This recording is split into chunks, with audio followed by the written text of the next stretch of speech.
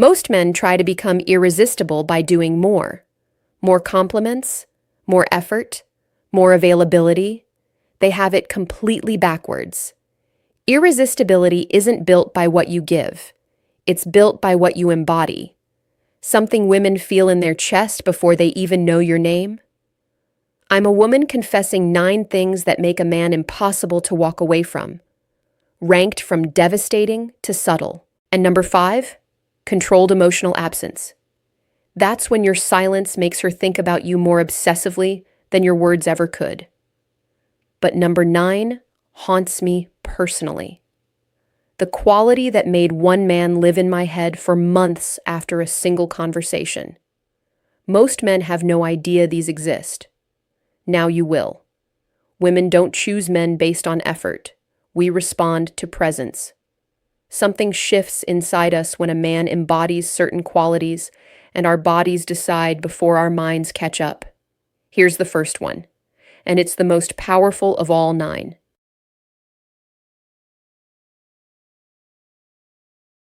Point 1, unshakable frame. Number 9, and this is the most powerful of all 9, unshakable frame. Frame is your version of reality, your plans, your opinions, your boundaries, your direction. It's the world you've built inside yourself, and whether you hold it or abandon it the moment a beautiful woman walks in. Most men abandon their frame instantly. She shows interest, and suddenly he's agreeing with everything she says, mirroring her opinions, changing his restaurant choice because she hesitated for half a second, reshaping his entire personality to fit her world. An irresistible man? She steps into his world, not because he forces her, because his certainty pulls her in. This is the one thing that separates men. Women forget instantly from men who live in her head, and most men destroy it without realizing. Here's why this works. When a man doesn't fold under pressure, something registers in her body at a level deeper than thought. Her tests, and trust me, we all test, aren't cruelty. They're safety assessments. She needs to know, can this man hold steady when things get hard? Every time he folds to keep the peace, he fails that test. Every time he holds frame with calm warmth, he passes. Frame isn't aggression, it's gravity. Let me tell you what this actually feels like from our side, because it's not what you'd expect.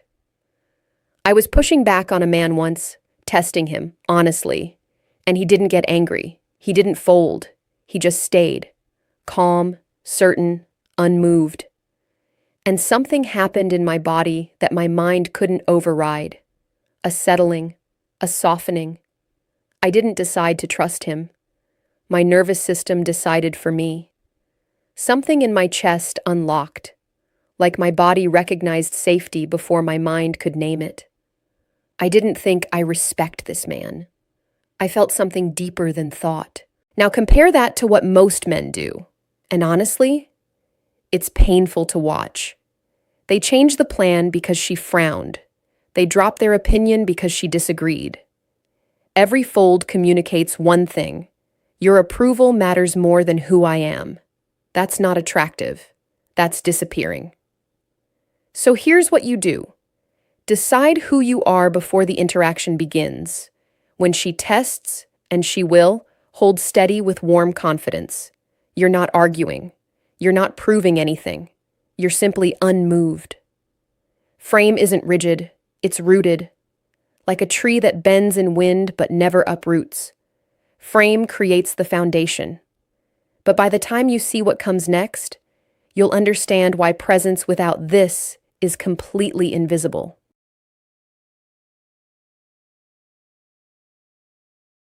Point 2, commanding physical presence. Number 8, commanding physical presence. And this is the most underrated quality women never tell men about. I noticed him before I saw his face. He was across a room. Not the tallest man there, not the most handsome by any measure that should have mattered.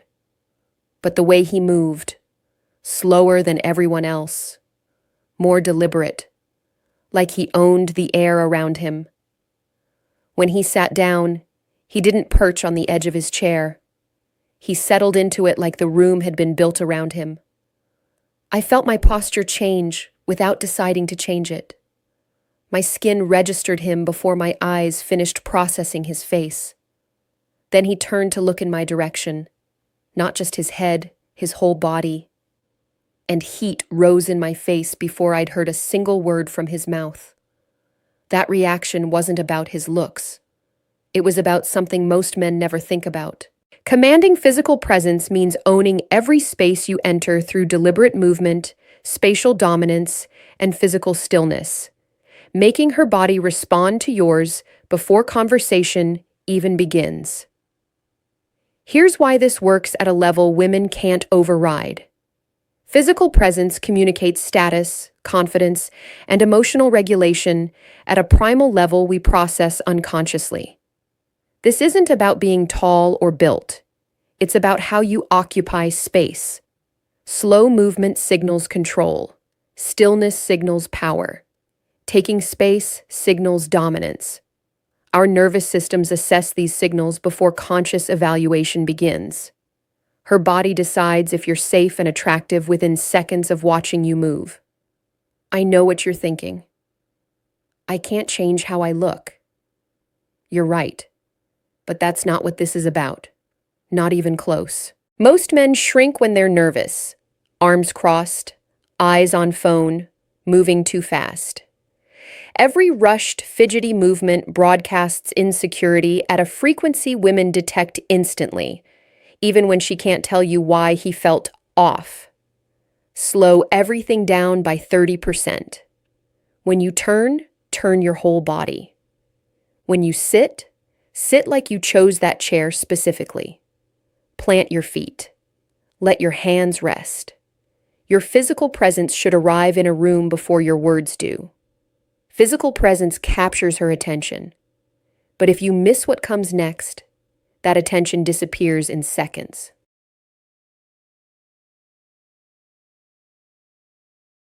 Point 3, piercing eye contact. Number 7, piercing eye contact. Here's something women notice within 5 seconds that most men never think about. His eyes, not the color, not the shape, the way he uses them. Most men's eyes dart. They look at her, then away. Look at her, then check their phone. Look at her, then scan the room. Every broken gaze communicates one thing. The intensity of this connection is more than I can handle. And the moment she senses that, even unconsciously, something inside her closes. But here's the part that sounds counterintuitive. The fix isn't staring harder. It's something much quieter than that. Piercing eye contact means holding her gaze with calm, unhurried warmth that says, I see you completely, and I'm not afraid of what I find. Not aggressive, not intense like a laser. Steady. Like someone who has nowhere else to look because he's already found what's interesting. Here's why this works at a level she can't override. Sustained eye contact triggers simultaneous vulnerability and arousal. It activates the same pathways as physical touch, without any physical contact. The man who holds her gaze communicates one thing. I can handle intimacy. I'm not running from the intensity between us. Most people break first because the closeness feels like too much. The man who stays, without aggression, without forcing it, becomes unforgettable. I need to tell you what this actually does to a woman. Because it's not what you think. A man looked at me across a table and simply held my gaze. Not staring, not performing, just looking. Like he was reading every secret behind my eyes and wasn't afraid of any of them. My breath caught. I felt exposed, not in a frightening way, but in a way that made me want to show him more. I wanted to look away, but I couldn't, because looking away meant admitting he'd gotten under my skin. And he had. In 3 seconds of silence, he created more tension than an hour of conversation from any other man. Practice holding eye contact 1 beat longer than comfortable. with a barista, in conversations, in quiet moments. When she speaks, hold her gaze.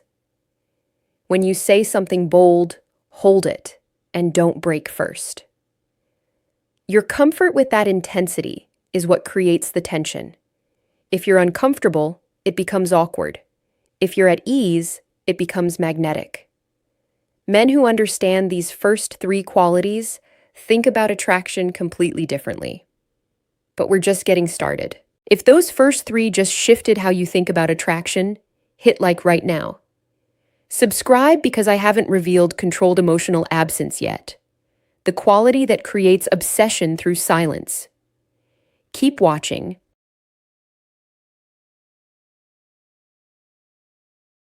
Point 4, selective vulnerability. Number 6, selective vulnerability. Reveal controlled glimpses of emotional depth at unexpected moments, proving you have layers that most men either hide completely or dump all at once. This is the one women describe to their best friends when they say, "There's just something about him." Let me tell you exactly what that something is. He was everything I'd already described. Strong frame, physical presence that filled a room, eye contact that didn't waver, confident, grounded, sure of himself. Then, in one quiet moment, completely unprompted, he mentioned something real, a loss he'd never fully processed, not dramatically, not fishing for comfort. Just a sentence, said simply, like he trusted me enough to let me see it. Something shifted in me that wasn't attraction. It was deeper, quieter. I felt safe with him, not because he was soft, but because he was strong enough to show softness without it threatening who he was. That single crack in his armor made me feel chosen. He didn't show this to everyone. He was showing it to me. And that distinction, being selected for his truth, created something no amount of confidence alone could ever build. Something settled in my chest, not excitement. Something quieter, like trust arriving without announcement. Here's why this works at a level most men don't understand. Vulnerability from a position of strength is categorized as rare. Women process it as finding someone with genuine range. The key word is selective. Not constant sharing, not oversharing, not emotional dumping. Strategic moments of depth amid confidence create contrast that bonds her beyond surface attraction into real attachment. She now knows he has layers. That knowledge makes her desperate to discover more. And here's the part most men get completely wrong with this one. Nice guys either share nothing, emotionally walled off, impossible to reach, or they share everything immediately, turning her into a therapist before dessert arrives. Neither creates bond. The first makes her feel like she's dating a wall. The second makes her feel like she's carrying his weight. Identify 2 or 3 genuine pieces of emotional truth about yourself. Deploy them in quiet moments of real connection. Not as performances, not as bids for sympathy, but as authentic reveals. One real sentence beats hours of surface conversation. She doesn't need your whole story. She needs to know there is one, and that she's earning access to it. This next one sounds like the opposite of everything I just said. And that's exactly why it's devastating.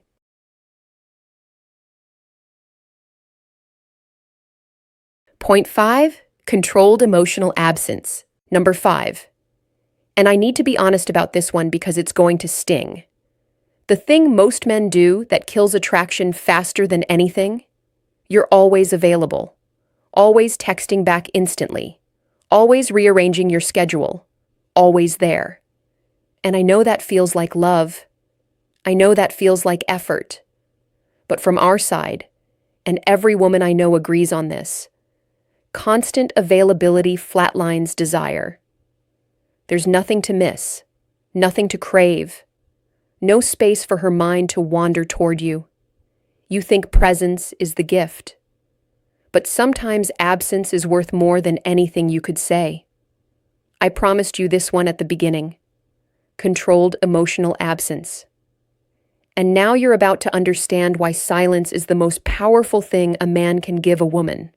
Controlled emotional absence means creating authentic gaps in your availability, making your presence feel like a reward and your silence feel like withdrawal she can't stop thinking about. Here's why women can't override this.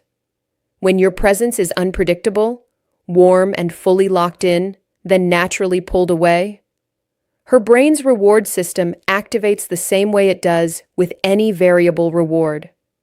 She can't predict when the warmth returns, so she stays alert, constantly craving your full attention. This isn't manipulation. It's what naturally happens when a man has a genuine life beyond one woman. The difference between strategic absence and authentic absence is everything. One feels like games, the other feels like depth.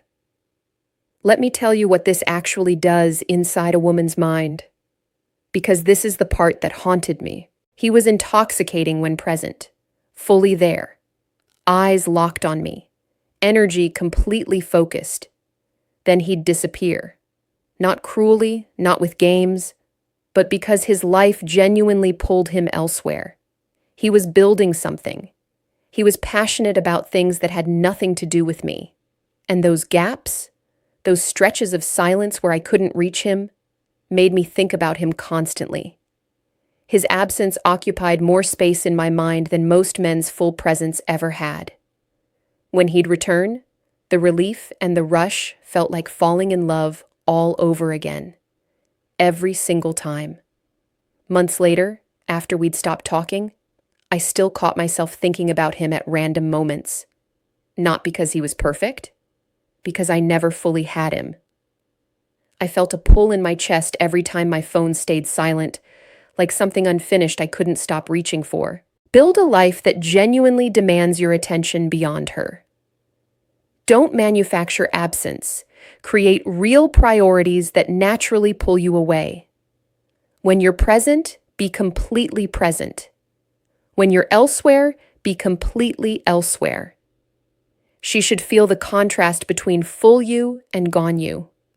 That contrast is what creates the craving. Absence makes her crave you. But by the time you hear the next one, you'll understand how to make your voice do the same thing.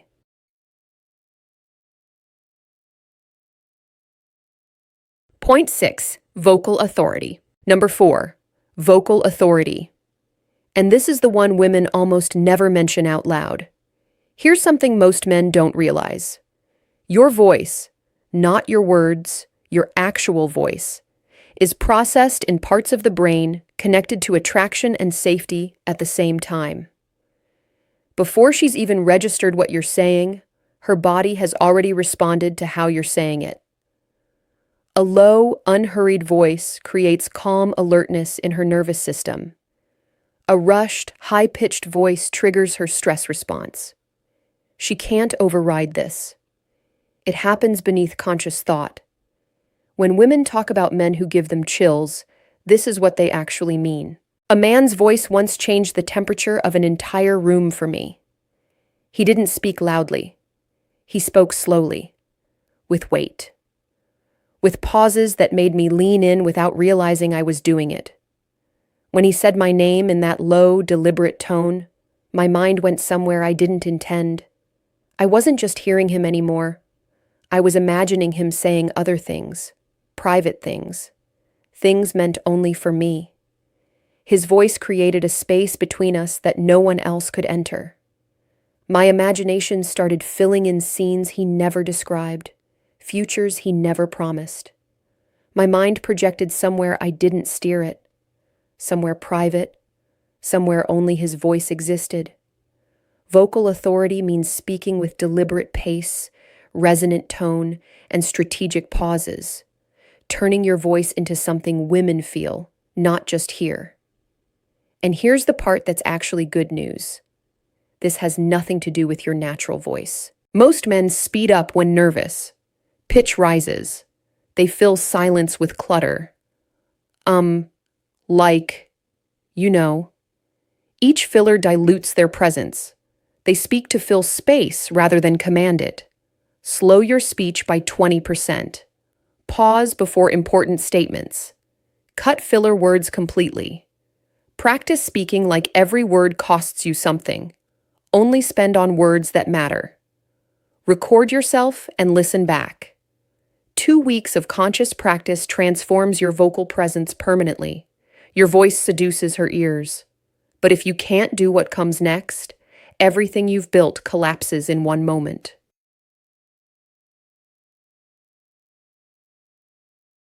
Point 7. Emotional mastery. Number 3. Emotional mastery.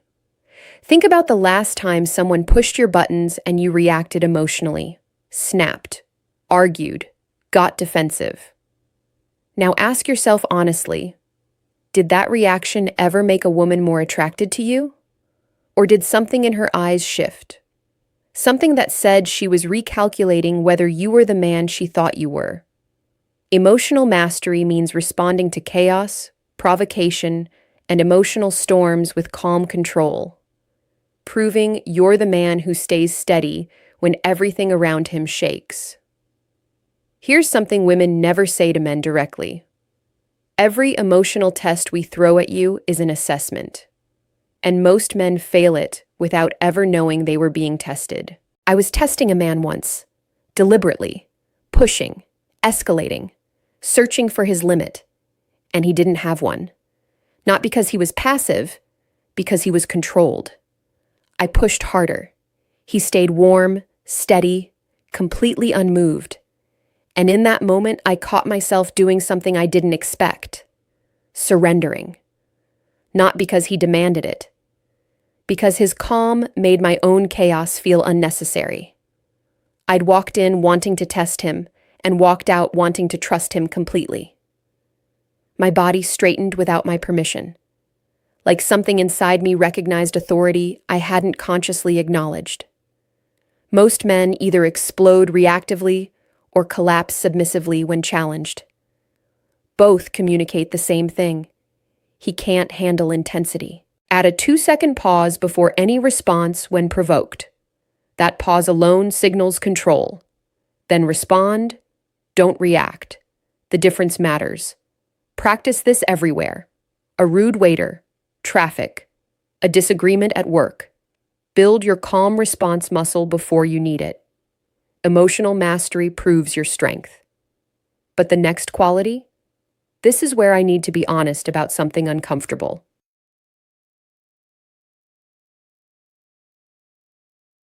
Point 8. Purposeful living, failure story. Number 2. Purposeful living. And this is where I need to be honest about something uncomfortable. I met a man who had everything I've just described. Frame that didn't waver. Physical presence that commanded a room. Eye contact that held me in place. Vulnerability that felt earned. Even his voice had that slow, deliberate quality. I was falling. Hard. Then I asked him what he was working toward, what drove him, what he was building, and his energy collapsed. He didn't have an answer. Not because he was being modest, because there was nothing there. No direction, no fire, no mission that existed beyond trying to attract women. And in that moment, everything I'd built in my mind about him dissolved, not gradually, instantly, like watching a building implode from the inside. All that presence, all that confidence, sitting on nothing. Something deflated behind my ribs, like watching a fire go out that I'd been warming myself by. That moment taught me something I've never been able to forget. Purposeful living means being visibly driven by a mission, passion, or purpose that exists independently of any relationship, making her feel she's joining something, not completing something. A man on his purpose radiates directional energy women find magnetic. Purpose communicates trajectory. He's going somewhere, building something, becoming something. A man without purpose can perform confidence, but it rings hollow the moment she looks beneath the surface. Men who make a woman their purpose suffocate her. You're my everything sounds romantic, but creates claustrophobic pressure. She doesn't want to be your mission. She wants to join a man who already has one. Identify what genuinely drives you beyond relationships. Invest real time and energy there. Talk about it with genuine fire, not to impress, because you can't help it. Let her see you in your element. Purpose isn't performed, it's lived. Purpose gives you direction. But this last one, this is the quality I told you about at the start. The one that haunted me for months after a single conversation.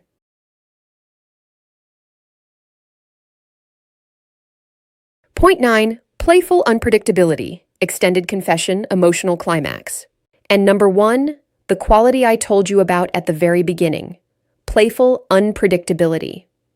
Breaking expected patterns with spontaneous humor, unexpected decisions, and a refusal to be fully known, keeping her in a permanent state of delighted uncertainty about what comes next. The brain's reward system responds most powerfully to unexpected positive outcomes. When a man breaks his own pattern, serious then suddenly playful, intense then suddenly light, each shift triggers a response she can't manufacture with a predictable man. Predictable men get background processed by her brain. Unpredictable men command active attention permanently. This is the quality that separates the man she dates from the man she can't stop thinking about. This is the one I mentioned at the beginning. One man, one conversation. And I've never told this story before. He had everything I've described: frame, presence, calm authority. But what made him unforgettable was what I couldn't predict. We were having a serious conversation, deep, real, intimate, and mid-sentence, something shifted in his eyes. A smile I didn't see coming. He said something absurd, something that shattered the seriousness so completely I laughed before I could stop myself. And before I recovered, he was back. Intense, focused, present.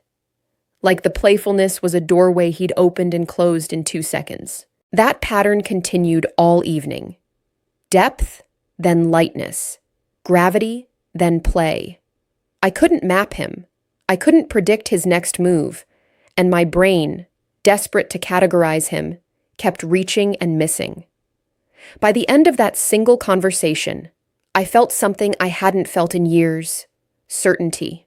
Not about him, about me. I knew, with absolute clarity, that I wanted more of whatever this was. Not because he was perfect, because he was alive. Unpredictably, fully alive. And being near that aliveness made me feel more alive than I'd felt in months. I walked away and thought about him every day for weeks. Not because he texted, not because he chased, because I couldn't finish the puzzle of him.